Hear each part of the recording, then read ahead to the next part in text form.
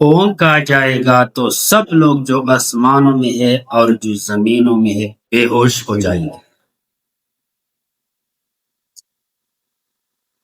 اللہ من شاء اللہ ہو، مگر جو اللہ چاہیے، یعنی اللہ کی ذات کے علاوہ تمام کے تمام مخلوق بے ہوش ہو جائے.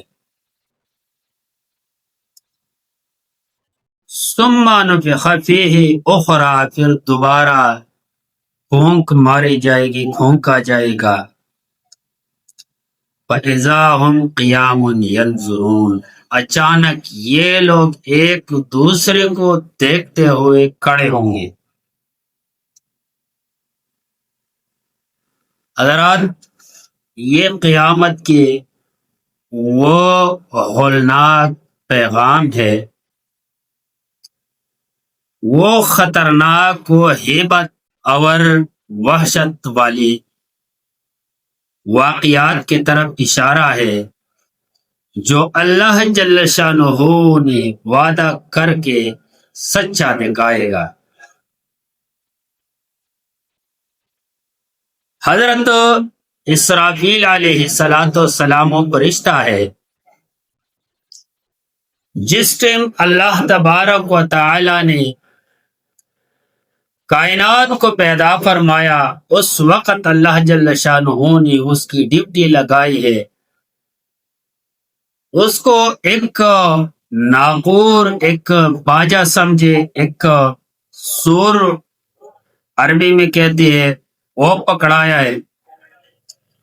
اور اللہ کریم نے اس ڈیوٹی میں مقرر اس کے اوپر ڈیوٹی لگائے، ذمہ داری لگائے کہ جب میں حکم دوں گا تم نے پھونک مارنا ہے. یعنی اللہ تبارک و تعالی کی بے شمار فرشتے، اور ان بے شمار فرشتوں میں 4 فرشتے ایسے ہیں جو سردار ہے فرشتوں کے. ان میں سے ایک جبرائیل علیہ السلام، ایک میکائیل علیہ السلام، اور ایک اسرافیل علیہ السلام، اور ایک عزرائیل علیہ السلام. یہ 4 فرشتے جو ہے نا، یہ مقرب فرشتوں میں سے ہے، اولو العزم ہے، یعنی یہ ذمہ دار فرشتے ہیں، سردار ہے.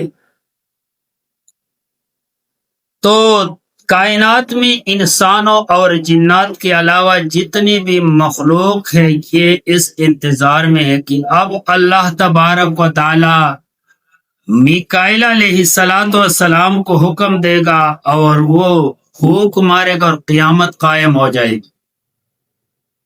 یعنی این ڈیوٹی پہ، اپنی ذمہ داری پہ کھڑا وہ ذات، وہ سیکورٹی گارڈ جو اللہ تبارک و تعالیٰ کے حکم کی تعمیل اور حکم کے مطابق جو ہے نا عمل کرنے کے لیے تابع دار کھڑا ہے، وہ صرف اس آرڈر میں ہے کہ اللہ حکم دے گا اور وہ پھونک مارے گا. تو اس لیے اللہ تبارک و تعالیٰ نے فرمایا وَنُفِخَ فِي الصُّورِ فَصَعِقَ مَن فِي السَّمَاوَاتِ وَمَن فِي الْأَرْضِ إِلَّا مَن شَاءَ اللَّهُ ثُمَّ نُفِخَ فِيهِ أُخْرَىٰ فَإِذَا هُمْ قِيَامٌ يَنْظُرُونَ. یہ بہت خطرے والی حالات ہے، اور ایسے حالات ہے کہ اس حالات میں انسان کی کیفیت ایسی ہوگی کہ انسان اپنے آپ سے بے خبر ہو جائے گا. ابو سعید خدری رضی اللہ تعالیٰ عنہ فرماتے کہ رسول اللہ صلی اللہ علیہ وسلم نے فرمایا، میں کس طرح آرام کروں جبکہ اسرافیل علیہ السلام نے سور میں منہ لگایا ہے اور ان کے کان اللہ کے حکم کے منتظر ہے کہ وہ کب پھونکنے کا حکم دیں گے، اور وہ پھونک لگائے گا، پھونک ماریں گے. یہ بات صحابہ کرام کی دلوں پہ بہت وزن ڈالا، دلوں کے اوپر، کہ بھائی فرشتہ اس انتظار میں ہے اور اس کو اتنی جلدی ہے تو پھر ہمارے ساتھ کیا ہوگا. وہ بہت ڈر گئے. لیکن اللہ تبارک و تعالیٰ کے حبیب نے فرمایا کہ آپ نے اپنی تسلی کے لیے یہ پڑھنا ہے کہ حسبنا اللہ و نعم الوکیل وعلی اللہ توکلنا، ہمارے لیے اللہ کافی ہے جو بہتر کارساز ہے، اور یہ ہمارا کارساز ہے، اور اس کی ذات پر ہمارا توکل ہے۔ تو اس بارے میں قرآن میں یہ فرمائی کہ وَنُفِخَ فِي الصُّورِ فَصَعِقَ مَن فِي السَّمَاوَاتِ وَمَن فِي الْأَرْضِ إِلَّا مَن شَاءَ اللَّهُ ثُمَّ نُفِخَ فِيهِ أُخْرَىٰ وَإِذَا هُمْ قِيَامٌ يَنظُرُونَ۔ سورہ زمر۔ اللہ تبارک و تعالیٰ کے فرماتے سورہ مدثر میں فَإِذَا نُقِرَ فِي النَّاقُورِ فَذَلِكَ يَوْمَئِذٍ يَوْمٌ عَسِيرٌ عَلَى الْكَافِرِينَ غَيْرُ يَسِيرٌ۔ بس جب سور میں پھونک ماری جائے گی سو وہ دن یعنی روز قیامت بڑا ہی سخت دن ہوگا، کافروں پر بہت مشکل ہوگا کافروں کو۔ تو سامعین، جب سور میں پھونک دیا جائے گا سب فوت ہو جائیں گے، ہر شے ختم ہو جائے گی، صرف اور صرف اللہ کی ذات جو ہے نا یہ باقی رہ جائے۔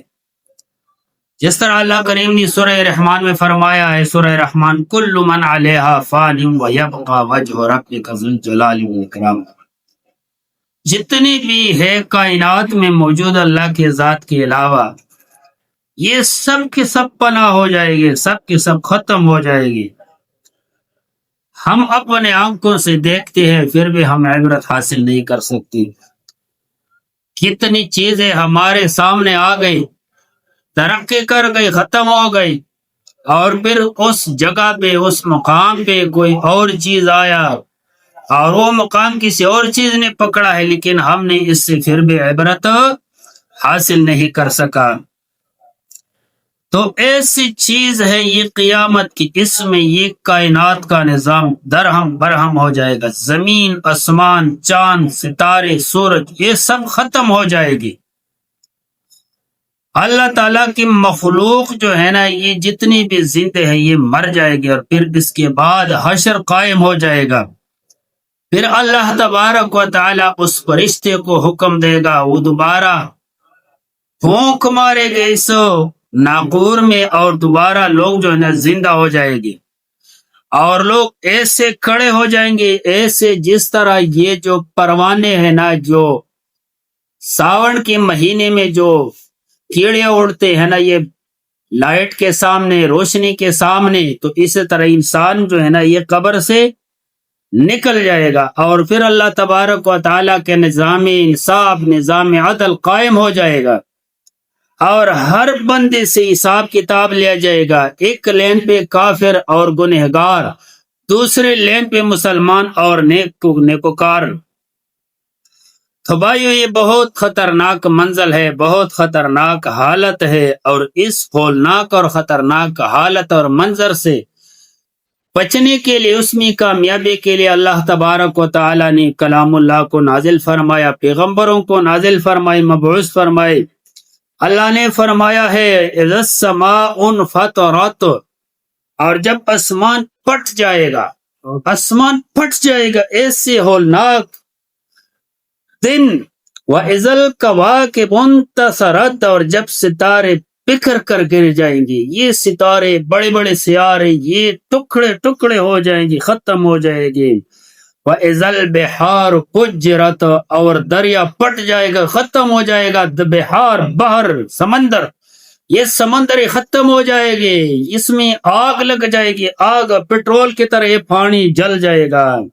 وَإِذَا الْقُبُورُ بُعْثِرَتْ، اور قبروں سے لوگ جو ہے نا کھڑے ہو جائیں گے، جتنے بھی آدم علیہ السلام سے لے کے قیامت تک جتنے بھی لوگ قبروں میں موجود ہے، زمین کے اندر موجود ہے، یہ سب نکل جائیں گے۔ کس مقصد کے لیے؟ علمت نفس ما قدمت وأخرت، تاکہ ہر بندے کو پتہ چل جائے کہ میں نے کیا کیا، میں نے آگے کیا چیز بھیجا، نیکی بھیجی، برائی بھیجی، یا اچھائی بھیجی، بھلائی بھیجے، یا کوئی گناہ۔ تو بھائیو یہ بہت خطرناک منظر ہے، اور اس منظر کو اللہ تبارک و تعالیٰ نے بیان فرمایا ہے۔ ایسا ہولناک منظر یہ سورج کوئی ختم نہیں کر سکتا، سورج کی روشنی اتنی تیز ہے۔ فَإِذَا الشَّمْسُ كُوِّرَتْ، یہ سورج لپیٹا جائے گا، یہ بے نور ہو جائے گا.